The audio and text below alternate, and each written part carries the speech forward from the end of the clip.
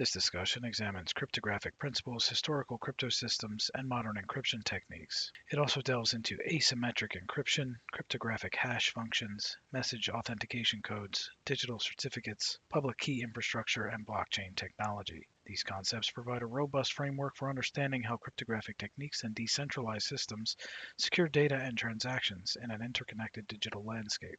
Cryptography is the science of secret writing, aimed at concealing the meaning of a message. Cryptanalysis focuses on breaking cryptographic systems, and cryptology encompasses the study of both cryptography and cryptanalysis. Cryptography delivers four primary security services. Confidentiality, ensuring that data can only be viewed by authorized entities, also known as secrecy. Integrity, guaranteeing that data remains unmodified in an unauthorized manner since its creation, storage, or transmission. Message authentication, or data origin authentication, allowing a message receiver to verify the source of the message, implying message integrity. And non-repudiation, ensuring that a message sender cannot deny sending a message, providing assurance to the receiver of the message's origin. In practical scenarios, these security services address specific needs. When a message travels over an unsecure network, the Integrity Security Service ensures the receiver that the message was not altered during transit. If a user receives a message and needs to verify its source, the Message Authentication Security Service enables this confirmation.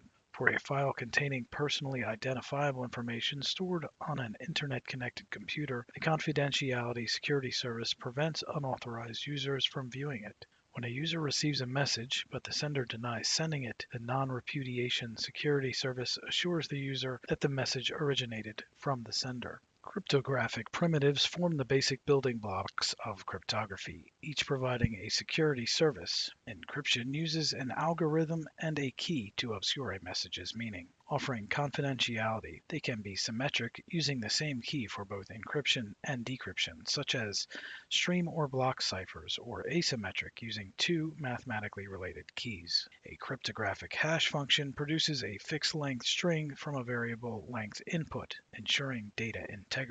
A message authentication code, or MAC, combines a cryptographic hash function and symmetric encryption to provide both integrity and authenticity. A digital signature utilizing a cryptographic hash function and asymmetric encryption delivers integrity, authenticity, and non-repudiation.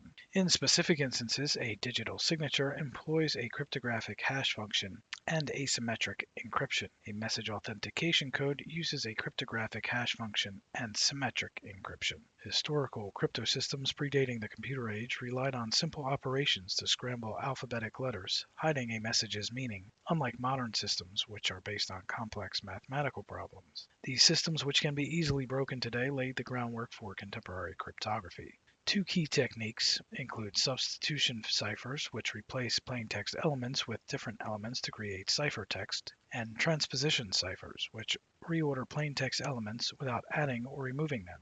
A substitution cipher can be monoalphabetic, where each plaintext letter is replaced by a fixed letter, or it can be polyalphabetic, where a plaintext letter is replaced by various letters. The Caesar cipher is a shift cipher, which moves each plaintext letter 3 positions to the right, with Z wrapping to A. The ROT13 cipher is a monoalphabetic substitution cipher, and it shifts each letter 13 positions to the right. A transposition cipher, or permutation cipher, reorders plaintext elements as seen in the rail fence cipher, where plaintext letters are written diagonally downwards and upwards on the successive rails of an imaginary fence, then read rail by rail from top to bottom to form the ciphertext, with the number of rails as the key. Encryption involves encoding or scrambling a message, while decryption decodes or unscrambles it, following a specific sequence of instructions called an algorithm or cipher.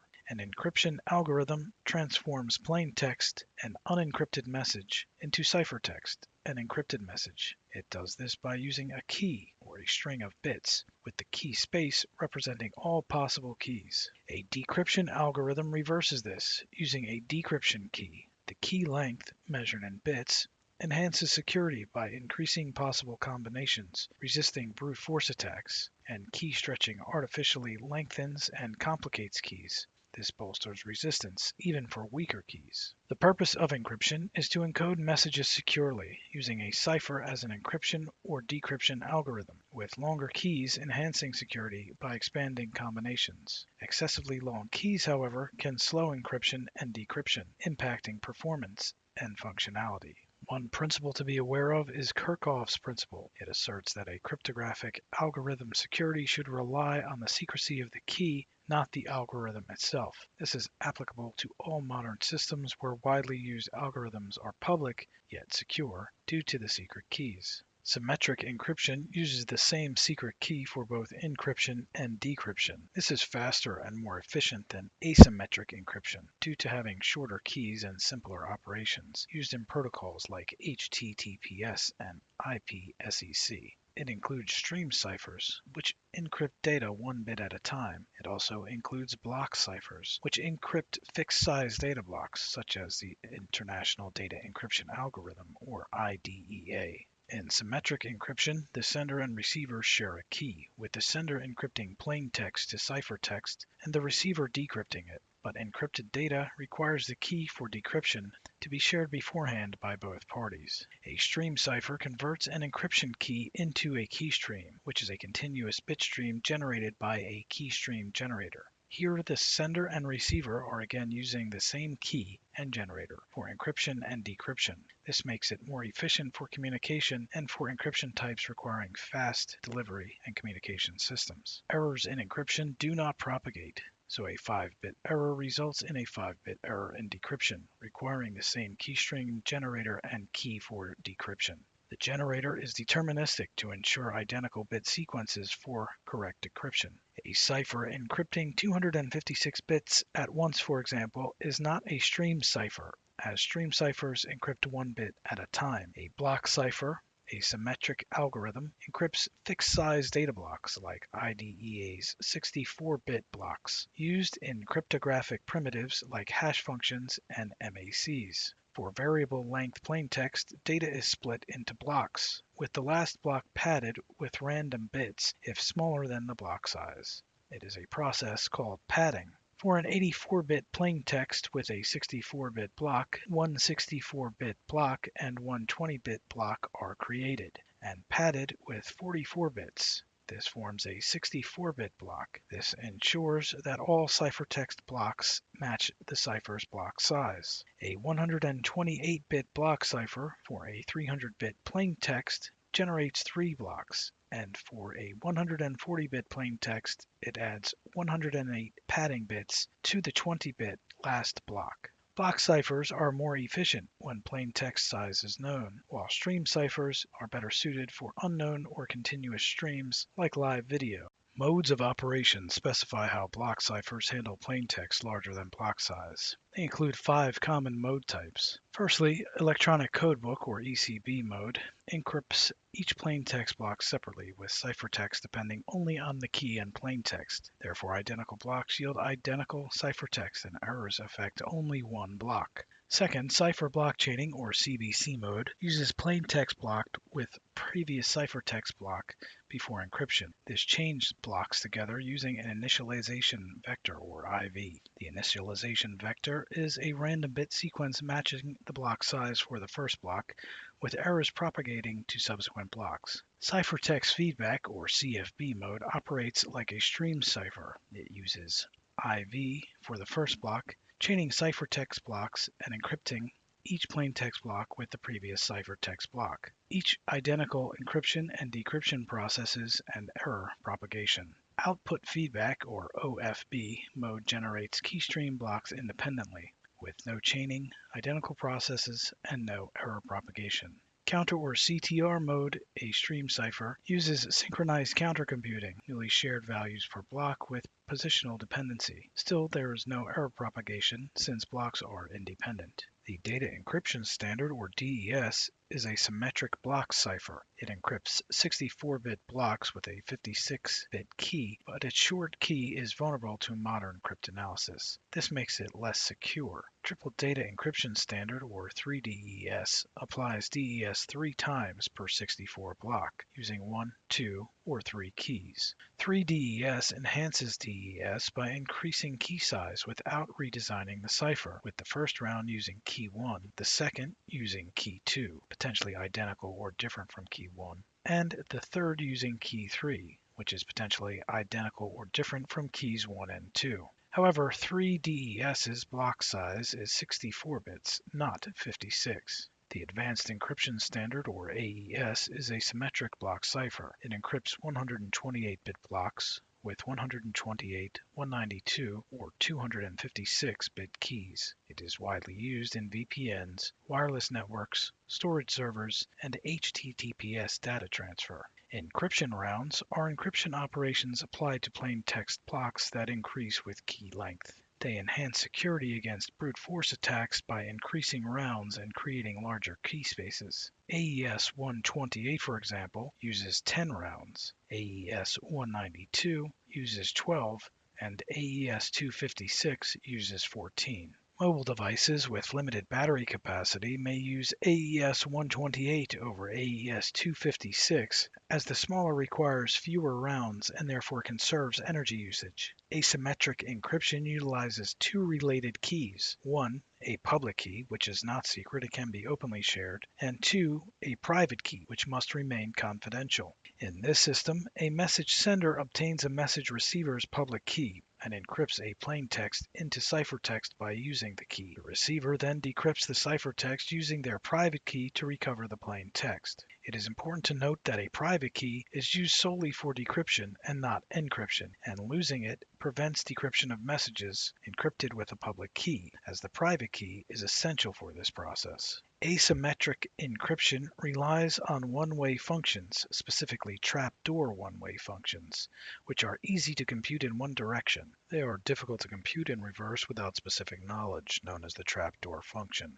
Three asymmetric encryption algorithms are currently in use. RSA uses the mathematical properties of prime numbers in generating public and private key pairs. The security of the RSA algorithm is based on the difficulty of factoring large prime numbers, typically several hundred digits in length. Encryption and decryption using the RSA algorithm is slow and computationally expensive.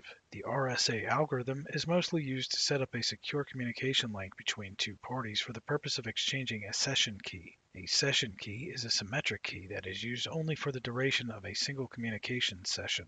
The RSA algorithm is used in asymmetric encryption and digital signatures. Second, the El-Gamal algorithm relies on discrete logarithms to generate public and private key pairs. It is used more commonly for asymmetric encryption and digital signatures. It is probabilistic, so plain text may be encrypted into various ciphertext. The length of the ciphertext is twice the length of the plain text. This decreases efficiency in communications and networks with restricted bandwidth. Elliptic curve cryptography, or ECC, uses elliptic curves generated by the mathematical equations to create public and private key pairs. The security of the ECC algorithm is based on difficulty of solving elliptic curve discrete logarithm problems, or ECDL. ECC provides the same level of security as RSA, but with smaller key sizes. ECC is computationally more efficient than RSA and is used in resource-limited devices such as mobile phones. The ECC algorithm is used in asymmetric encryption, digital signatures, and key exchange. Asymmetric encryption is also used for establishing symmetric keys. The Diffie-Hellman algorithm is a key exchange algorithm used for generating a shared symmetric key between two parties communicating over an unsecure network, such as the Internet. The DH algorithm can generate both a static key and an ephemeral key. A static key is a long-term key intended to be used over an extended period of time. The private key of a public-private key pair is the static key. An ephemeral key, however, is a key which is used in only single transactions. An ephemeral key is generated for each execution of a key establishment process. Two Diffie-Hellman methods use ephemeral keys. The Diffie-Hellman ephemeral DHE, or ephemeral Diffie-Hellman, is one. The elliptic curve Diffie-Hellman ephemeral, which uses ephemeral keys generated by the elliptic curve cryptography system, is another. The DEH and ECDHE provide for perfect forward secrecy. The perfect forward secrecy or forward secrecy principle is a property of a key exchange algorithm which provides assurance that the key session will not be compromised if a static key used for generating a session key is compromised in the future. A cryptographic hash function is a function which maps a variable length string or message to a fixed size value or message digest. A message digest is also called a hash. For example, the MD5 is a cryptographic hash function that maps a message to a 28-bit hash. A cryptographic hash function has many applications in information security, including digital signatures and message authentication code, or MAC. Cryptographic hash functions map variable length messages to fixed size values, or message digests, also called hashes, such as MD5, producing a 128-bit hash, or SH512, yielding a 512-bit digest, with message length not affecting the digest size. These functions support information security applications like digital signatures and message authentication codes using three main properties. First, collision resistance makes finding different inputs to cryptographic functions with the same digest computationally infeasible.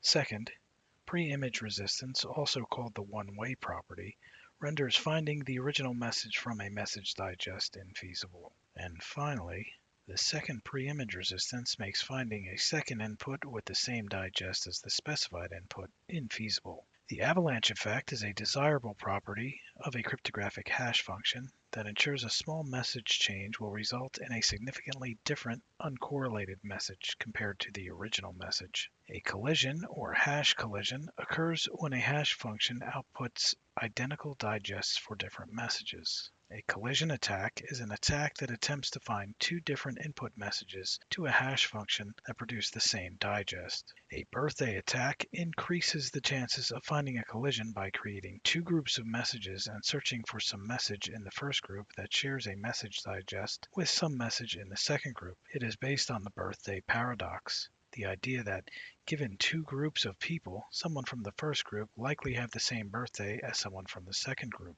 A message authentication code, or MAC, is a cryptographic primitive that verifies data integrity and authenticity. Often called a tag, a MAC is computed by applying an MAC algorithm to a message in combination with a symmetric key. A message sender computes the MAC for a message using a symmetric key shared with a message receiver. A message sender appends the MAC to a message before sending the message. The message receiver performs a two-step process. 1. They compute the MAC for the message, and 2. They compare the computed MAC with the MAC received with the message. If the computed MAC is equal to the MAC received with the message receiver is assured that the message was sent by the sender and the message was not modified in transit. A MAC provides two security services. 1. Data security. If the MAC of a received message is equal to the MAC computed by a message receiver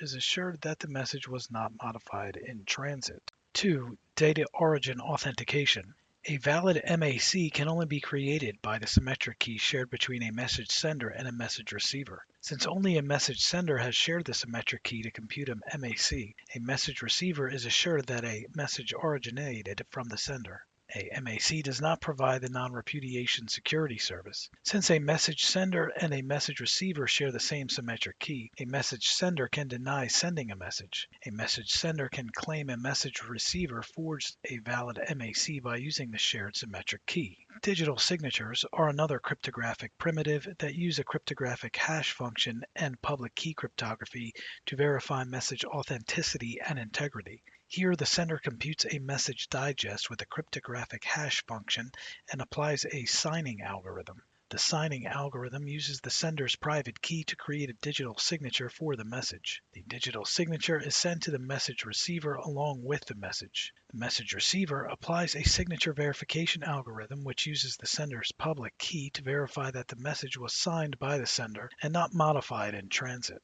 A digital signature requires the use of a public key cryptography. A digital signature can be based on any of the three public key algorithm families, including integer factorization, discrete logarithms, and elliptic curves. 3 commonly used digital signature algorithms currently exist. 1. The RSA digital signature algorithm uses the RSA public key cryptography. The security of the RSA algorithm is based on the difficulty of factoring large prime numbers. 2. The digital signature algorithm, or DSA, uses a variant of the El-Gamal public key cryptography. The security of the El-Gamal algorithm is based on the difficulty of solving discrete logarithm problems. And 3. Elliptic curve digital signature algorithm, or ECDSA, uses the elliptic curve public key cryptography. The security of the elliptic curve algorithm is based on the difficulty of locating related points on an elliptic curve.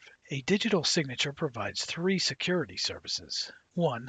Data integrity. If the message digest of a sent message matches the message digest computed by the message receiver, the message receiver is assured that the message was not modified in transit. 2. Data origin authentication. A valid digital signature can only be created by a message sender's private key. Since only a message sender has the private key which signed the message, the receiver is assured that the message originated from the sender. And 3. Non-repudiation. A message sender cannot deny or repudiate that the message was signed. Only the message sender has the private key which signed the message. Looking now at digital certificates, a digital certificate or public key certificate is an electronic document which proves the ownership of a public key. A digital certificate contains the certificate owner's public key and identity information, such as name, address, and organization. A digital certificate is only valid for a specific period, known as a certificate's validity period. A certificate is digitally signed by a certificate user, known as a certificate authority, that has a verified certificate content. For example, a digital certificate issued to Google includes the name of the certificate authority that issued the certificate, called the issuer, the certificate's validity period, the dates the certificate is valid from, and 2. Identity information on Google, the subject, and Google's public key. A digital certificate also contains information about the public key. Only the certificate's owner has the corresponding private certificate to the public key in the certificate. The public key in a certificate is used by a certificate user to securely communicate with the certificate owner and to validate documents digitally signed by the certificate owner's private key. A web server certificate, also known as a domain certificate or TLS certificate, is a certificate that is used by a web server and a web client to establish a secure connection over a network. 4 types of web servers exist. A domain validation or DV certificate verifies the identity of the domain's owner. A domain extended validation or EV certificate verifies the identity of the domain's owner, the domain owner's exclusive control over the domain, and the domain owner's legal and physical existence.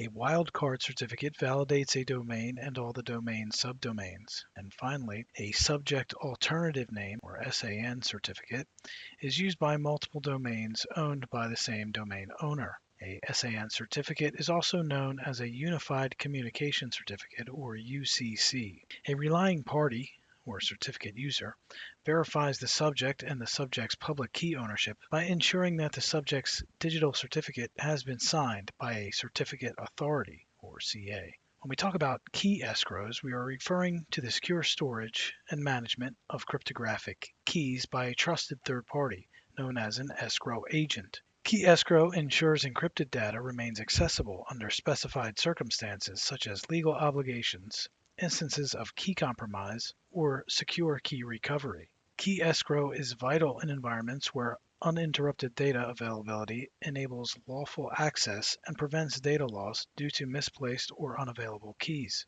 Talking about PKI trust models, a PKI refers to a public key infrastructure. A PKI trust model or PKI architecture describes the type of trust relationship which exists between a PKI and PKI certificate users. A PKI trust model enables a certificate user to determine the legitimacy of a PKI's digital certificate issued to various entities. 3 main PKI trust models exist: single certificate authorities, hierarchical, and bridge. In a single CA trust model, one certificate authority issues all certificates. If the CA's private key is compromised, all PKI certificates are revoked. A single CA trust model is not scalable to a network with a large number of entities. In a hierarchical PKI trust model, a root CA issues certificates to intermediate CAs and intermediate CAs issue certificates to subsequent entities. Finally, the bridge trust model, or BCA,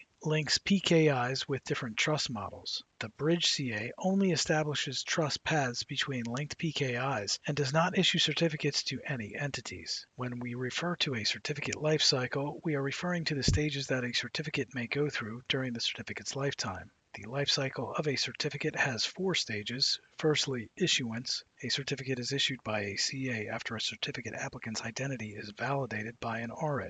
Secondly, revocation, where a certificate is revoked by a CA before the end of the certificate's validity period. A revoked certificate is added to the certificate revocation list. Thirdly, suspension, where a certificate's validity is temporarily suspended by a certificate authority. The validity of a suspended certificate may be reestablished, or a suspended certificate may be revoked. Finally, expiration, where a certificate is expired when the end of a certificate's validity period is reached. A PKI certificate policy, or CP, defines the process of applying for a new certificate after a certificate has expired. A key management system is a software solution designed to manage the entire life cycle of cryptographic keys, including key generation, distribution, and revocation. A KMS securely manages both public and private keys, automating encryption processes and strengthening security within PKI systems. A KMS enhances security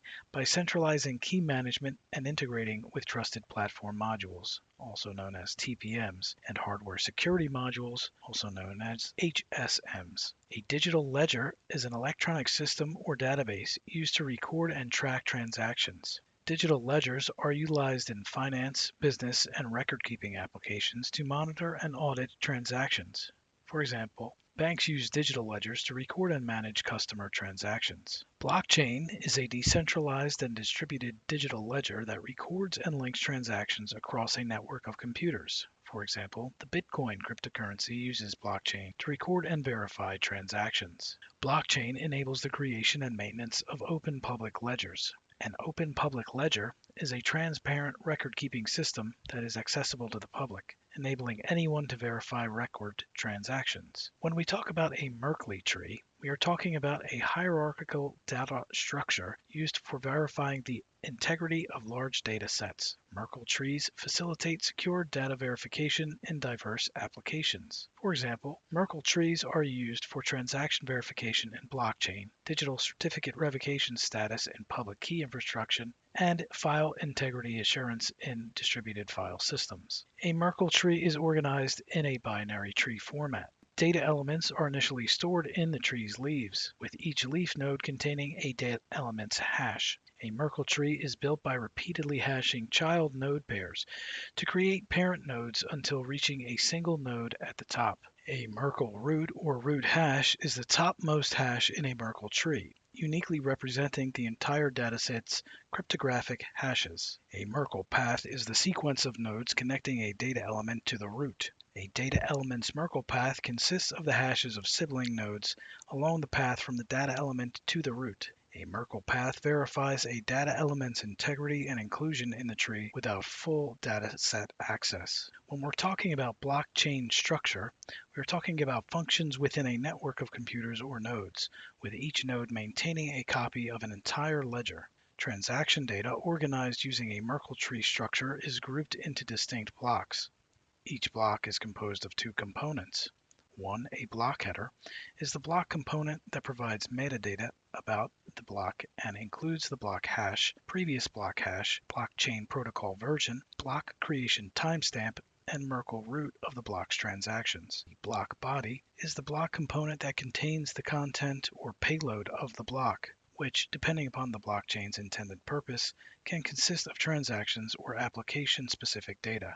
Every new block is cryptographically linked to the preceding block through the previous block hash, forming a chain that is tamper-resistant and difficult to alter retroactively without altering all subsequent blocks. Once a block is added to the chain, the block becomes immutable or unchangeable, ensuring the integrity of the block's transactions. The Merkle root optimizes data transmission and verification within a blockchain network. Nodes can validate the inclusion of a particular transaction in a block by computing the hashes along a transaction's Merkle path. This removes the need to download and verify the entire set of the transactions within the block. Since blockchain is decentralized, network nodes must verify the validity of transactions and reach consensus before a new block is added to the blockchain. A blockchain consensus algorithm enables a network of decentralized nodes to agree on the state of a shared digital ledger. Consensus algorithms are critical for achieving a common and distributed understanding of the blockchain's transaction history.